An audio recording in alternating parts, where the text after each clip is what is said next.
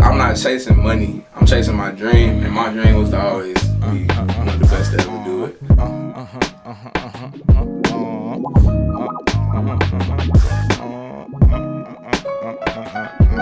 Yeah. When I was in high school, like my senior year, I had like these long sideburns, and I want to say it was this guy named Gavin Callahan, and he was like, "Hey, bro, you remind me of a wolf, bro. Like, I don't know, it's just like you give me like these wolf vibes or whatever." And at the time, I still am. I'm a huge loner. Like, I'm not really about following trends and all that. So I was really standing out a lot, and that kind of gave me this lone wolf persona. And from that, it just grew into, being self-sufficient, being a leader or alpha wolf, if you will, and finding people that were like super supportive of what I had going on. I've noticed that whenever I get on stage and I demand the crowd, like, people are just like, shut up, he's talking. It is so crazy because to come from like feeling like when you're having one-on-one conversations with people that they're not listening, or just like they're unfazed by what you're talking about or whatever, they don't really care, to being on stage and controlling hundreds, thousands of people just by holding the mic. And I know artists who hold the mic and still can't control the crowd like I can. And that's not like me gloating, it's just like I've heard it from people, like they tell me it's like this, I don't even know, like this thing just like comes over the crowd and they're just like tapped in. Like they just shut up. They just, oh my God, what is he saying right now? Like, what is this? So, yeah, it's an amazing feeling, bro. Like I said, to come from feeling like a lot of people are not listening to you to being in a position to where everyone wants to listen to you, it's an amazing feeling. Starting out, like, I wasn't confident. Like, I knew I could rap, but I just wasn't confident in what I had going on for real. Like, I knew, like, I was good, but at the same time, it just didn't feel like I was making, like, songs of, like, for longevity. Like, I wasn't making, like, timeless music. And at one point, I had to get over this block. Not a creative block, but this block of like feeling envy towards other artists who were getting recognition, or feeling envy towards the trap, because it's a split with musicians that I hate, but it's true. Like trap rappers and like backpack rappers is what they, like for us, they would put me in like a backpack rapper category or a conscious rapper or whatever. And being in Jackson, a lot of people were only wanting to hear, well, majority people were only wanting to hear, music talking about, guns and drugs and like short, girls and all that type of stuff. And that's not what I was on. I was talking about my life experiences. And I grew envious towards some things, but like I was telling you earlier, it's about perspective. And like I tell my partners, whenever they talk to me about music and how they're feeling with things, I just realized that I was gonna have to play their game my way.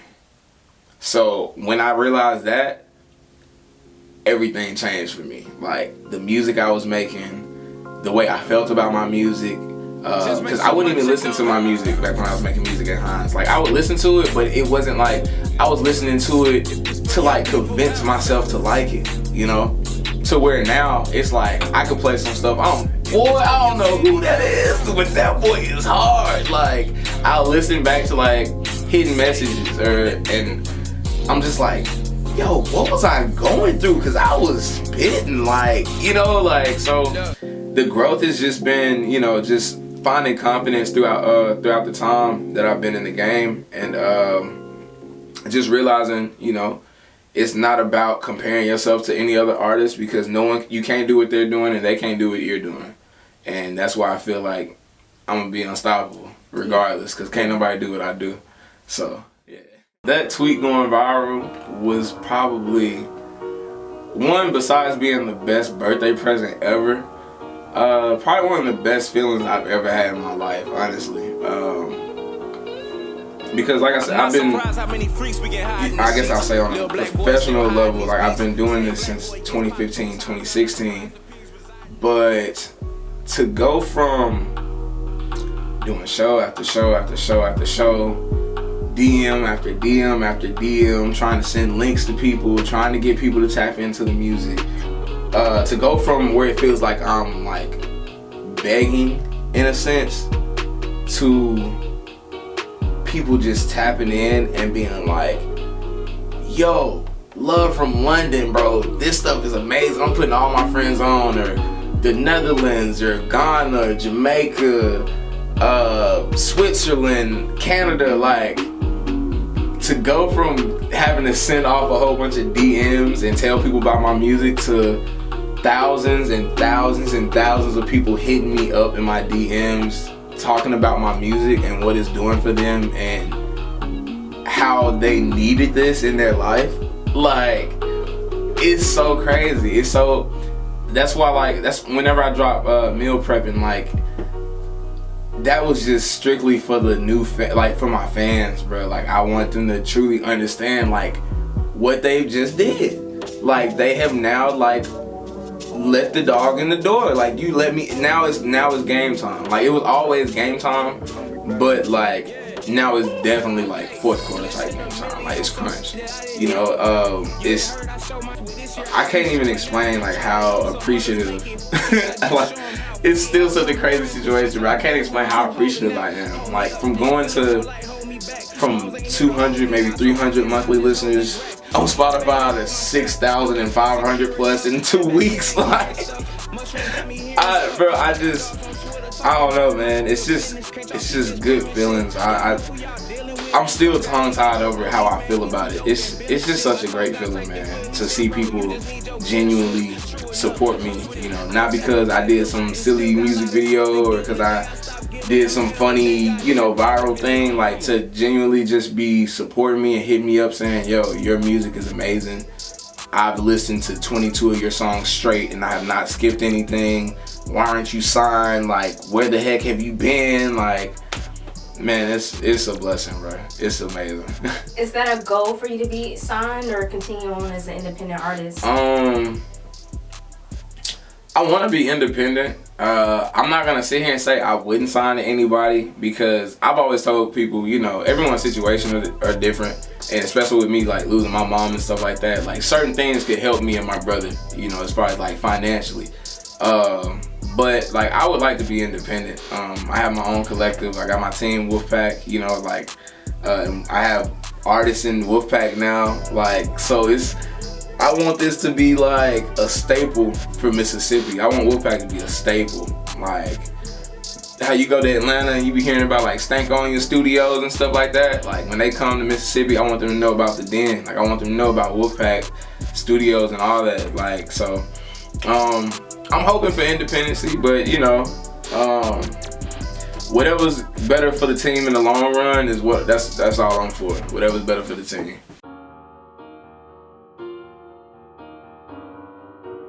Clearly, yeah, I want the money to come along, but I'm not chasing money. I'm chasing my dream, and my dream was to always be one of the best to ever do it. So, you know, gaining fans isn't like, that's not something that's gonna blow my head up. Getting money isn't something that's gonna blow my head up. Getting recognition, none of that's gonna blow my head up, because like, that's not the goal. The goal is just to get the music out there. That's the only thing I want to do, and I've been, like, my mom used to tell me, like, I've been living my dream out for the past 5 years. Like, I've been doing what I want to do. I've already made it. I just want to get to a certain level, and you know, I just want to shoot past that. So, yeah, just keeping humble and genuine people around me. That's one thing that keeps me level-headed. I have some tattoos and it's one with the Egyptian eagle, and it's one with the tortoise. And I got it. It was my first tattoos because I always remind myself to not be too flighty and to slow down in times with fast moments. You know, when things are fast paced. Like the tortoise won that race. You know what I'm saying? The tortoise won that race against that rabbit. So I just try to stay level headed. And being from Mississippi also, you come from humble beginnings. Being raised in West Jackson and then moving to Florence is two totally different environments, but both ends showed me like you gotta remain true to yourself, bro. Like, even though I was out there, you know, seeing what I've seen in West Jackson, and like I couldn't let that make me. And being out in Florence, like, I could have easily gotten into agriculture.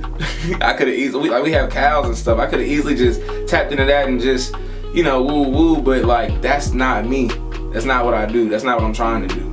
Same thing with being out there. Like, it's like, you just gotta stay true to yourself, man. And Mississippi reminds you that Mississippi will slap you with some humbleness real quick. So, you know, I just hold all of those things dear to me. Where I'm from, the people that are around me, and my childhood dream wasn't to be rich, it was to be one of the best to ever do it. So, yeah.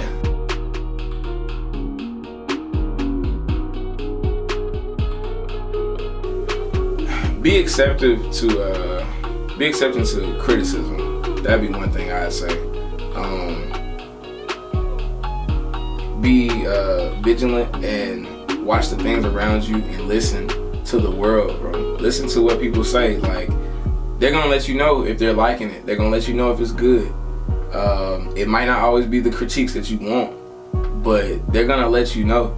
I'd also tell people to keep pushing and stay true to themselves. I know a lot of people, they see these certain people on TV and they're like, you know, I'm just go that route. And that's not the lifestyle that they live. That's not what they do. That's not anything close to them. That nothing could compare to them. So I just say stay true to yourself. Be accepting of the critiques that people want to give. Make sure you have genuine people around you, not yes men, you know. And I honestly feel like, biggest part of all, let me not forget this. Don't compare your chapter to somebody else's, because everybody is in a different book. Your chapter 2 has nothing to do with my chapter 10. My chapter 10 has nothing to do with Drake's chapter 22 or Jay-Z's chapter 43. You know, like, everyone's in a different book and we all have our own lane. So that would be the biggest thing, because I feel like when you get into this league, you're always looking to compare yourself to somebody else and be like, well, how come I'm not there? How come I'm not? Because that's not your story. So you just gotta focus on what you're doing. But I think that'd be the biggest thing. Is just focus on yourself. Don't focus about everything else that's going on.